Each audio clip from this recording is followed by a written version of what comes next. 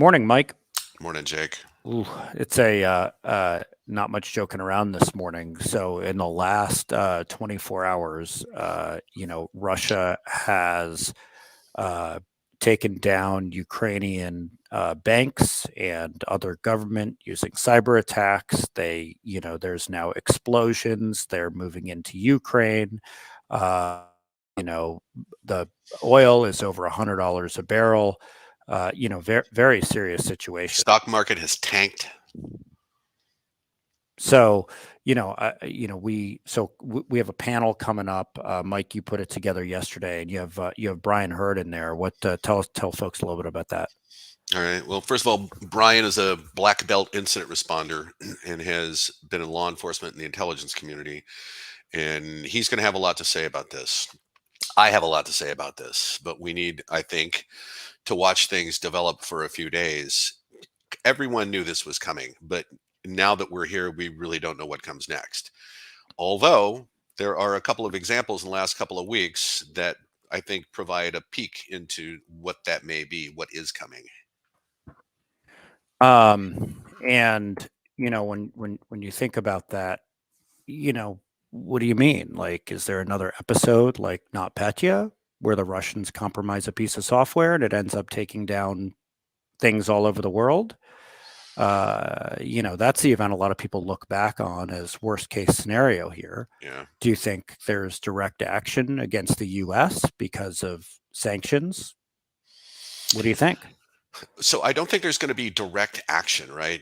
Directly whacking our infrastructure, although we know they have, they have the ability to do that. They're in there. And there was some stories this week more about that, but I don't think the U.S. infrastructure is going to get attacked directly because remember, we're part of NATO. So, on the one hand, technically, that means we can't fire on Russia unless a NATO country is attacked. And Ukraine Hmm. is not a NATO country. So, all you people going, hey, we ought to be shooting, no, it doesn't work that way.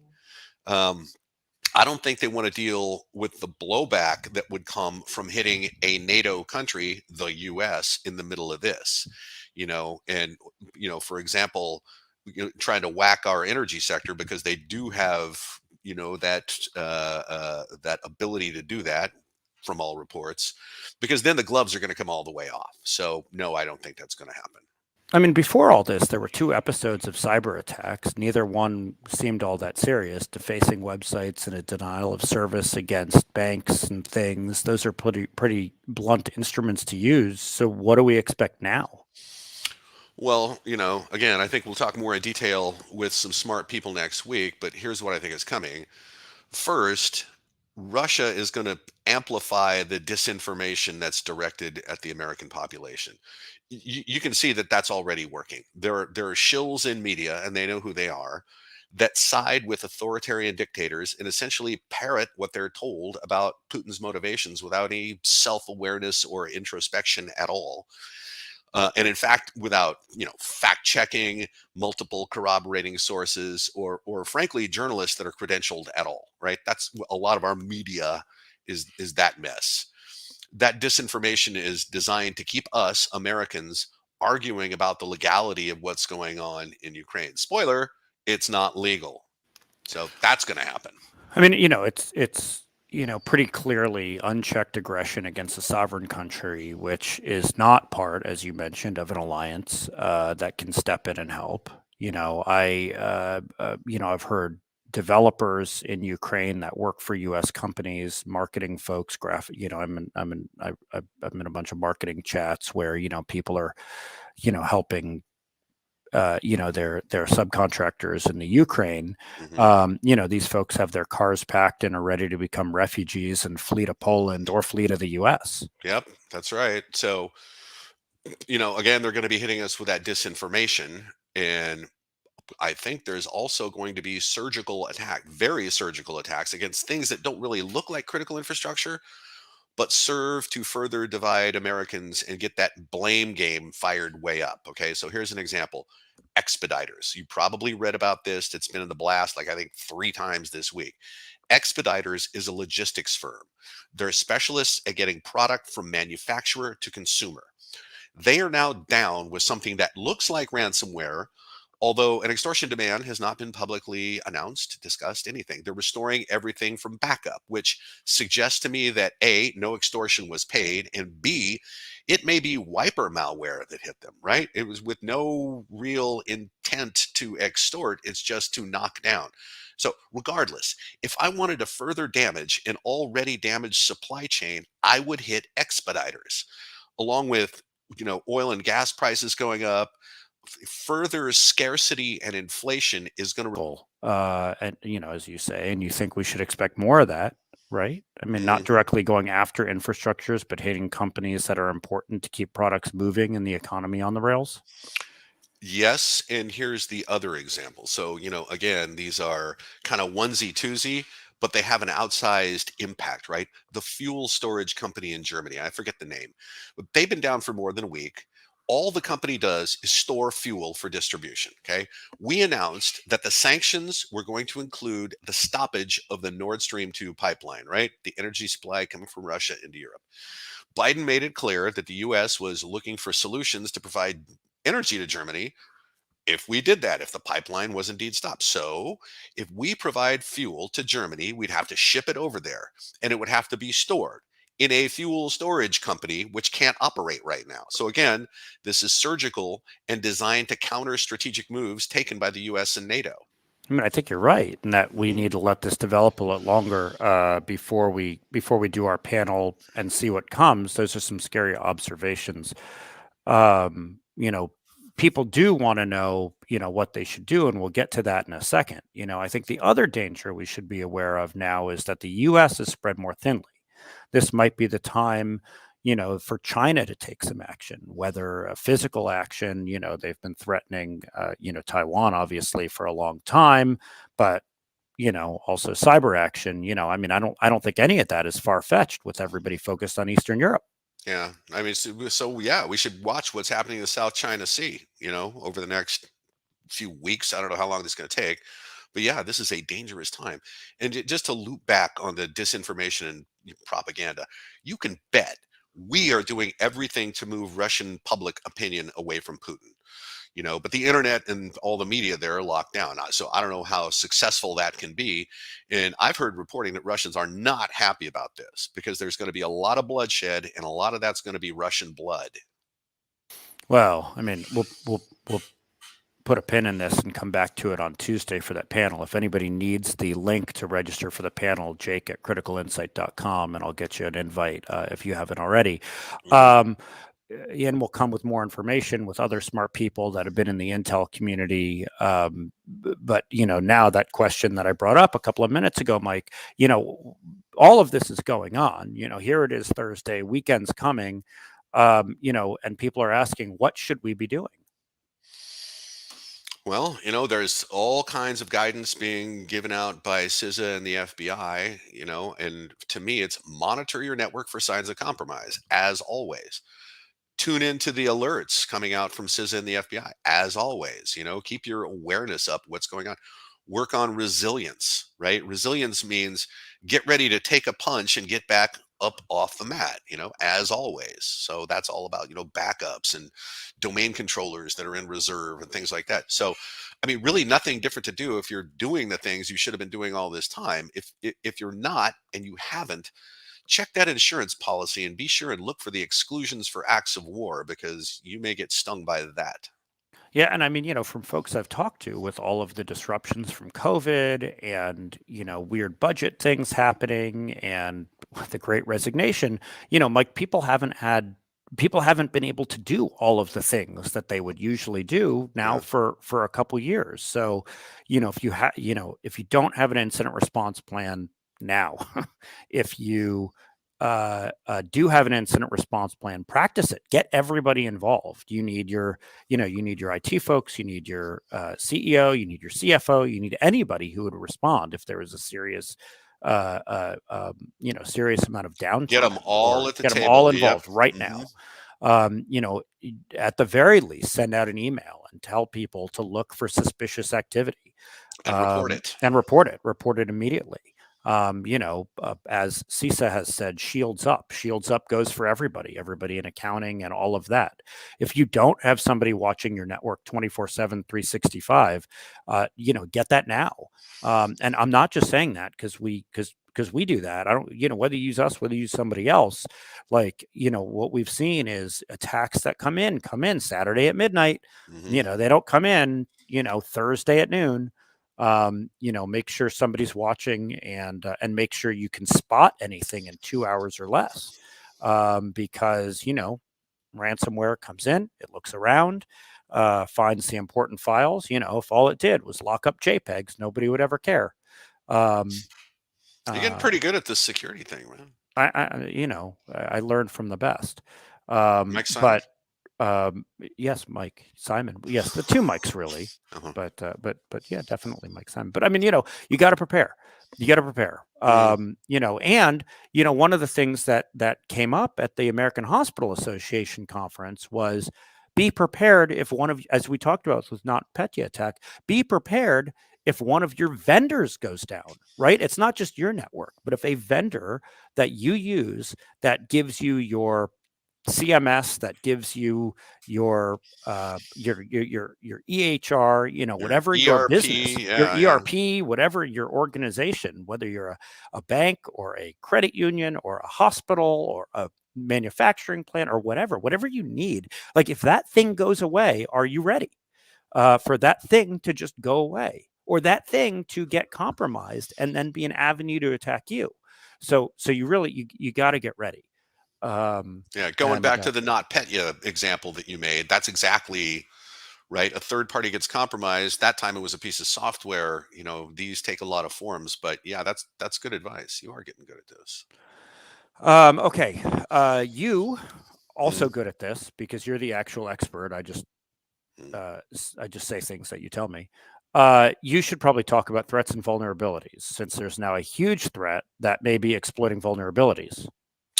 Okay. I think quickly I'll hit a few more events of the week because a lot of stuff is happening, and these could be considered threats. Did you know 3G networks are shutting down? And this could impact things like alarm systems, your car, older phones and tablets. So that mayhem could be right around the corner. There are a lot of social media scams going on right now, and they're leveraging Zelle to drain bank accounts, right? Through social media, they're getting people to like give up their PIN, to their bank account. It's just crazy stuff. If it wasn't clear before now, social media lies to you. So, the UK has alluded to the fact that they're prepared for retaliatory cyber attacks against Russia, just to throw some more kerosene on that fire. Um, this is interesting. Chinese researchers have found a compromised system to have the equation group's fingerprints. That's the NSA. So, yeah, we do it too. The DDoS attack traffic has gone way up, and now they're calling them carpet bombing attacks because they go after a whole bunch of IP addresses rather than a single server or internet gateway or something like that. The U.S. is cracking down on spyware vendors, although I'm not sure what regulating unethical companies will do, but there's that. The US is reiterating that we will be taking a hands on approach to disrupting cybercrime, which is something that I'm going to be talking about at the Seattle Cybersecurity Summit that's coming up. Yeah, We're going to dive way into that. that's not this Friday, but next Friday, an in-person conference, Mike. Yeah. Scary in its own right, but we'll be there in person to for you to talk about activism and cyber war and getting into the fight. Hmm. We're almost out of time here. Vulnerabilities. Okay, vulnerabilities. 1% of WatchGuard firewalls globally have been taken over by a vulnerability. There is now a new remote code execution vulnerability in the Magento POS software, point of sale software, and Adobe Commerce, both. High value NFTs, non fungible tokens, are being stolen with regularity from the OpenSea market. A WordPress module for backups has gone bad and it's under active attack. It's called Updraft Plus. So if you have that, get it patched. Android devices are being compromised to use them to register burner accounts. which is clever. And VMware Horizon servers are being attacked by an Iranian group, and VMware's got a whole bunch of patches that need to be applied right now. And I think that's all I can think of. Oh, and you mentioned the Iranians, with Russia doing this, Hmm. another group to keep an eye on while all of that is happening. Mike, I need something from you. This is heavy stuff. At the end of all of these, we do a kicker, something to make us laugh. I Hmm. think we need that. What do you got? So I can't remember the name of the town, but this was a funny story. In fact, I think you sent this to me. So there is a dad who wanted to limit his kids' use of the internet at night. And the way he decided to do this was get a hold of a jammer, a signal jammer, and not really understanding how the thing worked, ended up taking down the internet in the whole city. So, just goes to show if you're trying to limit screen time, you might want to educate yourself a little bit on the proper ways to do One of the dads on my block said he was going to get this, turn it on midday, and then tell everybody midday beer. that. Hey, I just saw we have some comments here from folks. Ryan says what's most concerning to me is the supposedly unrelated cyber attacks on the U.S. infrastructure in the past year that could have been a precursor to a potential cyber war. Hmm. Putin has said if the West gets involved, they'll respond. Maybe this is how instead of Hmm. troops. This is what, What do you think? yeah, well, I mean, Ryan's right. I mean, stuff has led up to this, and there's been all kinds of threats thrown around, which is why I think we need to let this develop a little bit more and see what is our response to this, the US response to this, and then what kind of blowback can we expect from Russia? Because, yeah, I mean, there is a possibility that some of our infrastructure could go down. But again, we're a NATO country. And if we can prove that that is, an act of Russian aggression, the gloves are off all the way around. So it is not in their strategic interest to expand this fight. So I don't think there's going to be anything super deliberate like that, but we don't know. Certainly a wild card and a lot of frustration from the infosec community here. Russ writes, chasing spyware vendors does nothing. It's Hmm. theater, Hmm. much like the majority of our governmental Strongly response to the agree. current crisis. Well, I don't know if the our response is theater, because leading up to this, we did something we have never done before, which we broadcast everything our intelligence community told us was about to happen. And that's not common, right? That has not been done before. And every one of those things was right. And so what we did was to rebuild an alliance that was frankly left kind of broken. And because we were sharing this intelligence and doing it publicly, it was real easy to get this coalition put together. And now NATO is pretty cohesive in how they're going to handle this. So that's not theater. That was done strategically. That was done with forethought. And but I will agree that chasing spyware vendors does nothing. So reminder for folks, email me if you need an invite to the panel on Tuesday, Jake at criticalinsight.com. Since somebody asked, Jake is in fact Jake. You can see it on the screen. There's no Y in Jake. Um, I know. I don't know. I don't know. Whatever. Millennial spelling. Wait, I shouldn't do that. No. The other thing is security awareness training is tomorrow, and one of Right. the things we told folks was get everybody ready. If you need Yeah. something to get people ready, you know, send them a security awareness training tomorrow. If you need a link, shoot me an email. And that is Russ is cracking me up. because now he's saying Jake is Jaik. Yep. Thanks, Russ. Um, uh, my parents will not be happy with you, Russ. But yes, seriously, send people to our security awareness training. It's free. Email me, Jake at Won't be boring. criticalinsight.com. Won't be boring. But even if we don't talk about Russia and we talk about all other things, guess what? The security awareness training will do? It'll get people, shields up, right? I mean, Hmm. I partially like that government term, shields up. Yeah. And I partially don't because it indicates that protection does everything. Protection doesn't do everything. You got to protect, you got to detect, you got to respond. You got to have plans for all three. So get ready. Get Yeah, but the ready. government's got to talk to the lowest common denominator, and so two-word slogans work. Two word slogans do work. I'm as the marketing guy. I'm kind of with that. Mhm. All right, everybody. If you have folks in Ukraine, I hope that they're safe, and have a good Thursday. Yeah, try to have a good Thursday. See you tomorrow. Bye bye.